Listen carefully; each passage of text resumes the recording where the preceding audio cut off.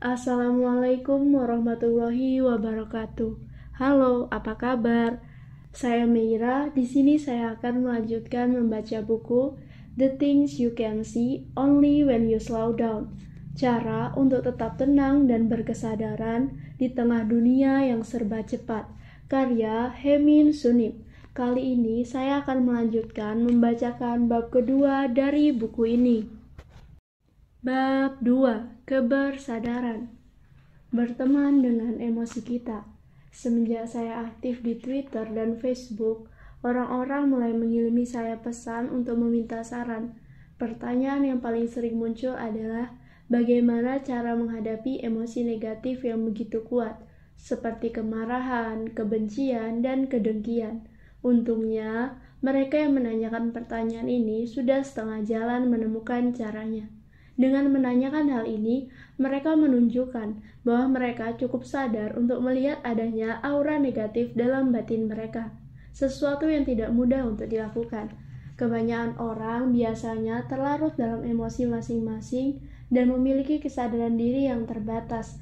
Mereka yang menanyakan saya, pertanyaan seperti ini menyadari apa yang terjadi dalam batin mereka ketika sedang terbawa ke dalam pusaran emosi negatif, lalu mampu menahan diri dan mengirimi saya pesan. Ketika orang-orang merasakan emosi negatif datang menyerang, dorongan pertama yang akan muncul adalah hasrat untuk mengontrol emosi tersebut, supaya mereka tidak terlalu terlarut oleh emosinya. Apabila mungkin mereka akan segera menyingkirkan emosi negatif tersebut atau menghindarinya. Mereka jarang sekali berpikir emosi negatif sesungguhnya memerlukan pemahaman yang lebih mendalam. Mungkin ini sebabnya kenapa orang-orang menggunakan istilah mengatur kemarahan atau mengatasi kebencian dan bukannya berteman dengan emosi kita. Rasanya sulit untuk mengendalikan emosi negatif dengan cepat. Semakin keras kita berusaha untuk mengaturnya, emosi itu akan semakin kacau dan cepat muncul kembali. Bahkan saat kita merasa berhasil mengendalikannya, bisa jadi kita hanya menguburnya sesaat dan emosi itu mungkin akan kembali meluap. Bayangkan, emosi negatif yang kuat itu seperti lumpur yang mengotori akuarium. Supaya lumpur itu mengendap di dasar akuarium, sehingga kita bisa melihat ikan di dalamnya lebih jelas. Kita tentu tidak ingin memasukkan tangan ke air berlumpur itu dan mendorong lumpur hingga ke dasar akuarium. Semakin kita berusaha menekannya ke dasar, semakin tersebar lumpurnya ke seluruh akuarium. Sama seperti saat kita hendak mengatur emosi negatif, kita mungkin berusaha mendorongnya ke dalam. Sayangnya, semakin keras kita berusaha, semakin mungkin emosi itu akan kembali muncul ke permukaan. Lantas, apa yang harus kita lakukan? Bagaimana agar kita bisa memahami emosi negatif kita dan mengatasinya, bukannya menguburnya? Jawabannya sederhana. Yang harus kita lakukan hanyalah memisahkan energi murni yang terkandung dalam emosi negatif dari label linguistiknya, seperti kemarahan atau kebencian, lalu mendiamkannya dalam ketenangan hingga akhirnya energi itu menjelma menjadi sesuatu yang lain.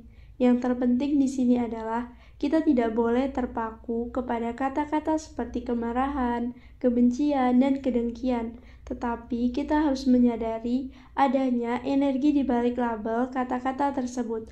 Walaupun tanpa disadari, energi senantiasa berubah, sementara label tetaplah statis. Jika kita melepas label itu dan bersentuhan langsung dengan energi murni tersebut, kita akan segera menyadari bahwa emosi negatif itu hanyalah sementara, sesuatu yang akan berubah sendirinya tanpa perlu usaha keras.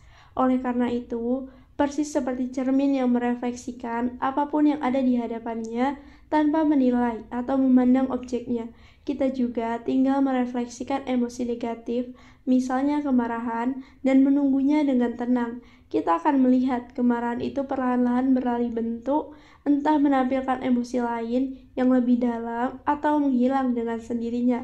Apabila timbul emosi lain, sikapi emosi tersebut dengan cara yang sama. Saat kita berusaha memahami sesuatu, cara paling efektif adalah membuang jauh-jauh prasangka dan mengamati dalam diam, sehingga objek yang kita amati akan menunjukkan apa yang seharusnya kita pahami. alih-alih menyelam ke dalam air keruh berisi emosi negatif agar dapat menaklukkannya. Kita hendaknya mengamati terlebih dahulu dari luar dan membiarkan emosi tersebut mereda dan berubah dengan sendirinya, seperti yang disampaikan oleh guru spiritual bernama Jiddu Krishnamurti. Menaruh perhatian kepada sesuatu tanpa menilainya bukan hanya perwujudan tertinggi dari kecerdasan manusia, tetapi juga merupakan wujud ekspresi kasih sayang. Kita haruslah mengamati perubahan energi dengan penuh perhatian dan penuh cinta saat energi itu mulai muncul dalam batin kita. Saya bisa membayangkan ada orang yang bertanya-tanya, apa gunanya hanya mengamati? Bukankah itu sama saja dengan menghindari realitas? Jawabannya justru sebaliknya. Kita tidak menghindari realitas, kita justru berhadapan langsung dengannya. Bukannya terlarut dalam emosi tanpa adanya kesadaran diri. Kita memeriksa dan merasakan apa yang ada di dalam realitas. Ketika sudah semakin terbiasa, kita akan menyadari emosi negatif sesungguhnya bukan realitas yang pasti. Secara alami, emosi negatif akan muncul dan mereda di dalam kesadaran kita. Mau tidak mau, saat kita memahami kebenaran ini, kita tidak akan mudah digoyahkan oleh emosi negatif dan bisa dengan mudah menganggapnya seperti awan mendung yang bergerak dan bukannya menganggapnya sebagai bagian utama dalam diri kita. Janganlah melawan emosi negatif kita, amati dan bertemanlah dengannya. Jika ada keinginan balas dendam karena sakit hati, maka yang kita lihat hanyalah penderitaan sendiri. Tapi jika kita menenangkan diri dan melihat lebih dalam, maka kita akan melihat bahwa orang yang menyakiti kita juga menderita. Di dalam bilik hati kita ada dua penghuni yang hidup berdampingan, Adolf Hitler dan Bunda Teresa. Ketika kita dipenuhi kegelisahan dan ketakutan, kita merasakan Hitler sedang bekerja. Ketika kita bersentuhan dengan kasih sayang dan keterikatan, kita mendengar suara lembut Bunda Teresa. Kita akan bosan melihat film atau serial televisi dengan karakter baik yang selalu baik dan karakter jahat yang selalu jahat, karena ini tidak seperti kenyataan. Tidak pada zaman dahulu, waktu yang akan datang ataupun waktu sekarang dapat ditemukan seseorang yang selalu dicela maupun yang selalu dipuji. Polisi moral yang cepat menghakimi orang lain seringkali tak mampu melihat celah pada dirinya sendiri. Ketika ada seseorang yang dikritik, kita mungkin mengira kalau orang tersebut memang layak dikritik. Tapi jika kita melihat dengan lebih dekat, kita akan menyadari sang pengkritik sebenarnya sedang mengeluh karena dia tidak mendapatkan apa yang dia inginkan. Oleh karenanya, jangan mudah terkecoh.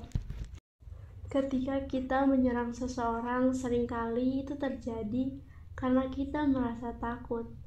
Seorang teman mulai menggunjingkan seseorang yang tidak kita suka, dan kita mengiyakan dengan sepenuh hati. Tapi kemudian kita jadi bertanya-tanya, kalau saya sudah tidak ada, apakah dia mengunjingkan saya juga? Gosip bisa membuat kita lega sesaat, tapi gosip juga beredar dengan cepat dan menjadi senjata makan tuan. Satu alasan kenapa kita bisa menilai orang lain tulus dan penuh kasih sayang adalah karena kita sendiri juga tulus dan penuh kasih sayang. Saat orang-orang yang tidak kita kenal mengagumi diri kita, mereka sedang melihat proyeksi ilusi, bukan diri kita yang sejati. Sebaliknya, ketika orang-orang yang mengenal kita dengan baik menghormati kita, itu mungkin karena kita memang pantas mendapatkannya. Ada yang bertanya, apakah membuang gengsi sama dengan mengaku kalah? Saya rasa tidak. Kerendahan hati merupakan tanda kekuatan dan kebijaksanaan diri. Ketika kita membuang gengsi, komunikasi yang hangat bisa terjadi. Kita akhirnya mampu saling mendengarkan dan menyelesaikan masalah kita. Saat seseorang mengatakan tidak kepada kita, jangan langsung emosional dan kehilangan kendali. Tidak bisa saja tanpa disangka membuka dunia baru bagi kita. Tidak bisa saja tak dinanya membawa kita kepada orang-orang baik. Di saat kita mulai melawan kata tidak yang sudah mutlak, kita akan menderita dan melewatkan banyak kesempatan lain. Atasan menyuruh kita mengerjakan sesuatu yang tidak berhubungan dengan pekerjaan kita. Alih-alih merasa jengkel, lakukan apa yang diminta dan lupakan. Jangan membuat sesuatu yang sepele menjadi sumber penderitaan dengan menghabiskan waktu dan tenaga untuk memikirkannya tanpa henti. Jika saya harus merangkum keseluruhan hidup banyak orang dalam beberapa kata yang akan saya gunakan adalah penolakan tak berujung dan apa yang ada sekarang. Saat kita menolak, kita akan terus berusaha untuk mengubah keadaan, tetapi kita akan tetap lebih bahagia dengan apa yang ada sekarang.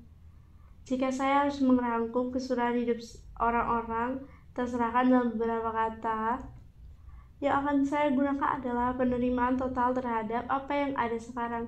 Saat kita menerima apa yang ada, batin kita akan merasa lebih tenang, lega, meski dunia berubah dengan begitu cepat dalam hidup kita. Jangan mencoba mengatur orang-orang di sekitar kita. Ketika kita tidak bisa mengatur batin kita sendiri, apa yang membuat kita yakin bisa mengatur orang lain? Hal-hal yang saya sukai sewaktu masih muda tetapi tidak terlalu penting bagi saya sekarang. Naik pesawat, jamuan prasmanan, film horor, bergadang semalaman. Hal yang saya sukai sekarang setelah semakin dewasa. Mozart, beras coklat, meditasi, menyendiri, olahraga rutin. Jangan meratapi dunia yang telah berubah. Jangan membenci orang-orang yang sudah berubah. Menilai keadaan sekarang melalui kenangan masa lalu bisa membuat sedih. Suka atau tidak, perubahan tidak dapat dihindari. Sambut dan terimalah perubahan. Baik benda, pikiran, atau perasaan, apabila asalnya dari kehampaan, maka akan berubah bentuk dan pada akhirnya kembali kepada kehampaan. Para pencari kebenaran sejati haruslah melihat melampaui sifat ketidakkekalan itu dan menyadari sesuatu yang mengetahui ketidakkekalan tersebut. Biksu yang paling disegani oleh para biksu lain bukanlah biksu yang kelihatan paling suci, berkhotbah paling baik, memimpin wihara terbesar, bisa memprediksi masa depan dengan tepat, mampu menyembuhkan penyakit, melainkan biksu yang mengajar lewat tindakan, biksu yang tidak memiliki aura keangkuhan dan mengorbankan dirinya terlebih dahulu demi kepentingan orang banyak. Spiritualitas haruslah diterapkan tidak hanya dalam kesendirian, tetapi juga di tengah masyarakat. Terbukalah kepada orang-orang di sekitar kita agar kita merasa terhubung.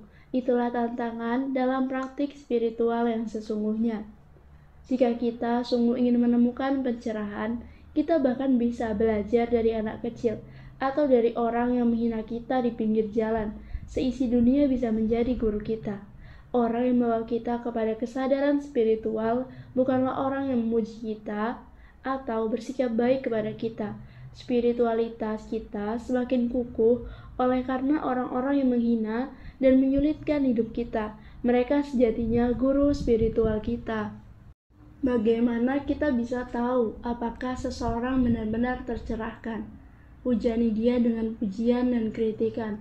Apabila dia memperlihatkan reaksi terhadap salah satunya, itu berarti dia telah melupakan pencerahan. Emosi kita terus berubah. Seperti cuaca di London, 1 menit saat seseorang mengkritik kita, kita tersinggung dan marah. Di menit berikutnya, saat seseorang memuji kita merasa bangga dan sombong. Apabila kita tidak menemukan titik tenang yang ada di bawah permukaan emosi kita yang terus berubah, kita akan merasa terus terbawa arus perubahan itu. Seseorang yang unggul dalam praktik spiritual memiliki ciri-ciri seperti berikut. Di tengah orang banyak, dia seakan sedang sendiri. Dia hanya memikirkan urusannya sendiri tanpa mencampuri urusan orang lain.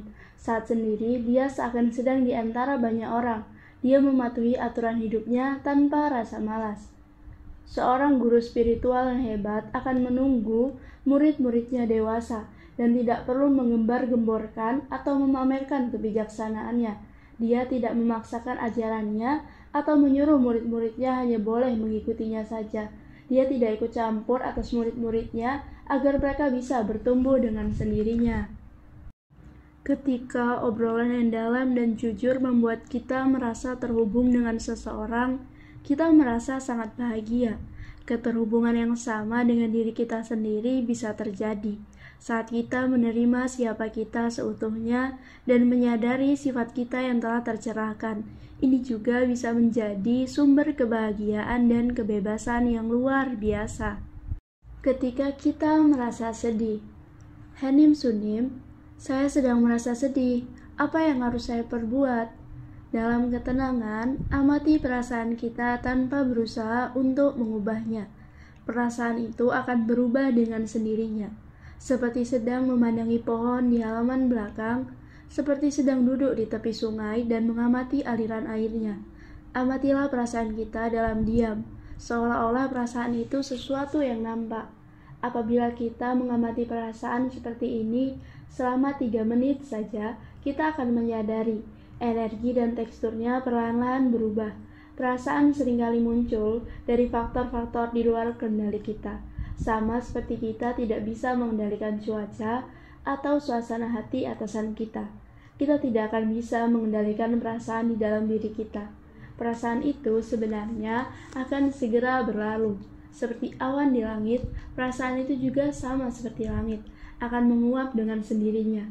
Tapi jika kita menganggap perasaan itu terlalu serius dan mulai memecamkannya sebagai bagian dari identitas kita, maka kita akan membangkitkan perasaan itu setiap kali kita memikirkan masa lalu.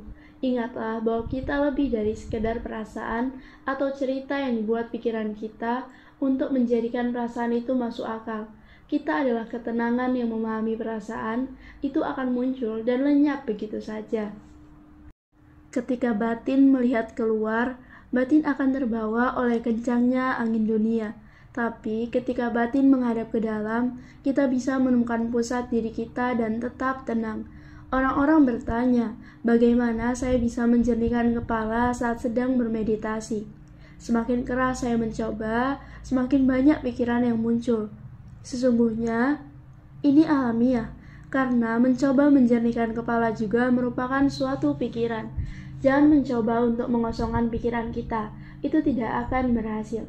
Tapi lihatlah pikiran itu muncul, lihatlah pikiran itu lenyap. Saat kita menyadarinya, batin kita akan tenang dan menjadi jernih. Kita senang membicarakan hal-hal yang ada di luar diri, karena batin kita terbiasa mengalirkan isinya ke dunia. Namun para pelaku spiritual memutar balik aliran ini dan melihat ke dalam. Mereka berhenti membicarakan masalah dunia dan melatih diri agar intim dengan batin mereka. Dari begitu banyak kata-kata yang tumpah dari mulut kita setiap harinya, berapa banyak yang sebenarnya kata-kata kita dan berapa banyak yang sesungguhnya kata-kata yang kita pinjam dari orang lain? Seberapa sering kita mengatakan sesuatu yang benar-benar baru? Apakah memang ada kata-kata yang memang berasal dari diri kita? Di dalam diri kita masing-masing, ada seorang pengamat yang dalam diam mengamati apa yang terjadi di dalam dan di luar diri kita, berasal dari tempat yang penuh ketenangan dan kebijaksanaan. Bahkan ketika dunia bergejolak oleh badai emosi, sang pengamat duduk dengan tenang di tengah badai, tanpa luka, bercahaya dan maha tahu. Jika kita ingin menepis awan kelabu dalam pikiran kita, jagalah batin agar tetap berada di masa kini. Awan pikiran kita hanya akan muncul di masa lalu atau masa depan. Bawalah batin kita ke masa kini dan pikiran kita akan tenang. Daripada mengeluh berulang kali, mengerikan, tetaplah langsung perasaan mengerikan itu dengan tenang, amati perasaan itu, apakah kita bisa melihat sifat ketidakkekalannya. Biarkan perasaan itu pergi saat dia memang ingin pergi. Segala sesuatu di alam semesta ini cepat berlalu. Karena itu, segala sesuatu menjadi berharga. Habiskan waktu yang berharga ini dengan bijak dan indah. Batin kita tidak bisa memiliki dua pikiran secara bersamaan. Coba saja pikirkan dua pikiran di saat yang bersamaan. Nah, apa mungkin? Kita bisa saja terlarut dalam amarah untuk waktu yang lama, tanpa menyadari kita sebenarnya sedang marah. Sama seperti kita bisa dengan mudah terlarut dalam pikiran tanpa mengetahui kita sebenarnya sedang berpikir. Bahkan saat sedang terjaga, kita layaknya orang yang berjalan sambil tidur. Kita melakukan kegiatan tanpa sadar sedang melakukannya. Hanya karena mata kita terbuka, bukan berarti kita terjaga. Terjaga berarti kita tahu apa yang sedang terjadi di dalam kesadaran kita, alih-alih mengikuti dengan buta kemana pikiran dan perasaan kita pergi. Terjagalah dan sadarilah kondisi batin kita sebelum terlambat. Saat sedang makan, kita sering tidak sadar berapa banyak yang sudah kita makan sampai akhirnya kita berdiri. Praktik spiritual hanya menuntut untuk tetap sadar setiap saat. Apabila kita sadar ketika perut mulai kenyang, berarti kita telah unggul secara spiritual. Alam sadar kita sering tidak mengerti apa yang diinginkan alam bawah sadar. Kita mengira kita menginginkan sesuatu, tapi saat mendapatkannya, kita baru sadar kita menginginkan hal lain. Ketika kita ingin mendengar suara alam bawah sadar, cobalah bermeditasi. Meditasi membuka jalan rahasia menuju alam bawah sadar. Alam sadar kita mungkin menginginkan uang, kekuasaan, dan kehormatan, tetapi alam bawah sadar kita menginginkan cinta yang tulus, harmoni, humor, keindahan, kesucian, kedamaian, dan penerimaan. Ketika kita mendengar keheningan, kita bisa mendengar getaran yang samar. Saat mendengarkan getaran itu, tanyakan pertanyaan sederhana ini. Apakah yang sedang mendengarkan itu? Tidak ada pendengar, yang ada hanya mendengarkan. Saat aku menatap air, aku menjadi air. Saat aku melihat bunga, aku menjadi bunga. Bunga yang mengembang di atas air. Ya, Master Jan Soong. Saat tubuh kita sehat dan bugar, kita merasa ringan, hampir seperti udara. Tapi hanya karena kita merasa ringan, tidak berarti tubuh kita tidak nyata. Butuh usaha yang besar agar kebugaran kita tampak alami dan mudah dicapai. Tapi hanya karena kelihatan begitu mudah, bukan berarti tidak ada usaha yang harus dilakukan. Apa yang kita sebut dengan jiwa atau sifat tercerahkan, berwujud seperti udara, begitu ringan dan alami sampai kita tidak menyadarinya, kecuali kita mau melatih diri untuk menyadarinya. Dulu sekali, hanya ada satu batin yang merasa bosan karena sudah terlalu lama sendiri. Lalu dia memutuskan untuk membelah diri menjadi dua. Tapi karena mereka berdua tahu, mereka berasal dari satu. Bermain bersama tidak terasa menyenangkan, seperti memainkan kedua sisi catur. Oleh karena itu, kedua batin itu setuju untuk melupakan dari mana mereka berasal. Mereka pura-pura tidak saling mengenal. Seiring berjalannya waktu, mereka juga melupakan kesepakatan mereka. Mereka lupa mereka sesungguhnya sama dan satu. Seperti inilah keadaan eksistensi kita. Kita lupa bahwa kita sejatinya berasal dari satu batin. Ketika seseorang yang tercerahkan mampu melampaui dualitas, kau dan aku, dia melihat kehidupan seperti sandiwara yang panjang. Ini sebabnya dia begitu humoris dan periang. Dia memainkan perannya, tapi tidak pernah lupa kalau dia sedang dalam pertunjukan. Hidup itu seperti teater. Kita diberikan satu peran, jika kita tidak menyukai peran itu, ingatlah bahwa kita memiliki kuasa untuk menciptakan ulang peran yang kita inginkan. Sekian audiobook kali ini. Terima kasih telah mendengarkan. Wassalamualaikum warahmatullahi wabarakatuh.